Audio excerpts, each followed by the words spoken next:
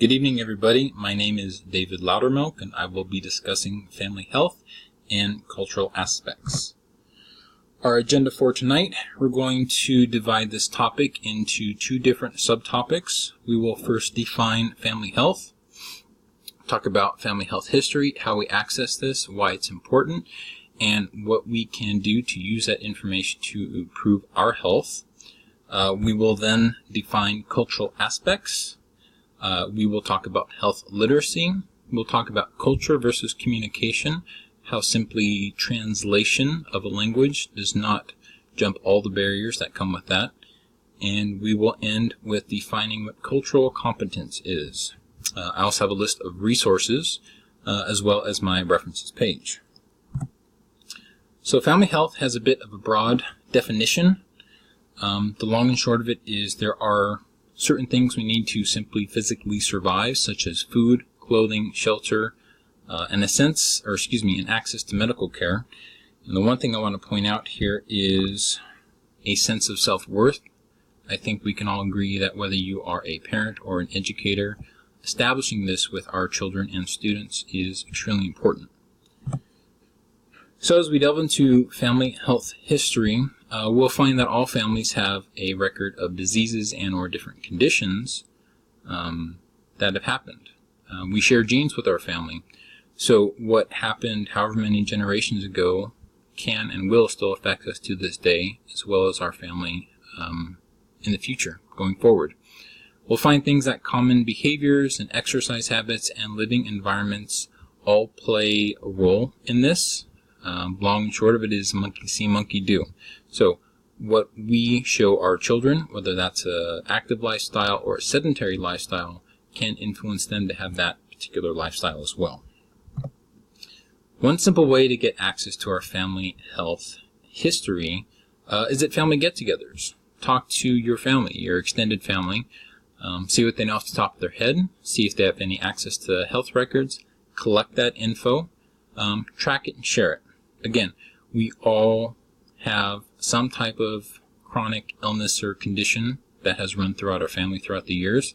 If we know this, we can share it with our doctors who can prescribe early tests, possibly find early detection as well as treatments. We can't change what has happened in the past, but we can change what happens going forward. A resource I found, which is pretty cool, was on the Surgeon General's website at the bottom right hand of the page there.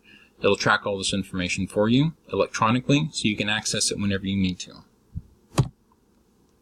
Cultural aspects, also a broad definition. A culture will consist of different beliefs and behaviors, and culture is also influenced by societal aspects like language, customs, and values. So when we talk about health literacy, different cultures are going to have different definitions of what a healthy lifestyle is.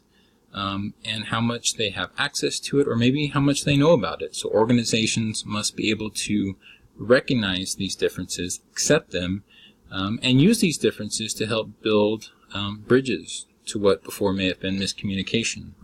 As we talk about culture versus communication, simply translating one language to another does not jump all those barriers.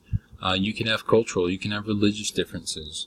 For example, not all cultures and religions are going to find blood transfusions to be acceptable. So we'll have to find ways to work with those cultures to find alternate means of treatment. And I have cultural competence defined at the bottom there.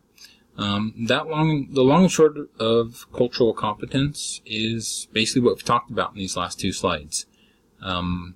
Recognizing the differences, accepting the differences, and working with these various cultures, whatever may come with them, to come to a common goal, which is living a healthy lifestyle. I have a list of resources for adolescents, parents, and educators. The top two are for adolescents and teenagers. The third one is for parents, and the last one is for us educators. I know a lot of us are single subject, but what's really cool about that website at the bottom there, it talks about all different grade levels from K through 12. So check it out. Here are my references, and I will see you for video 2 of 2.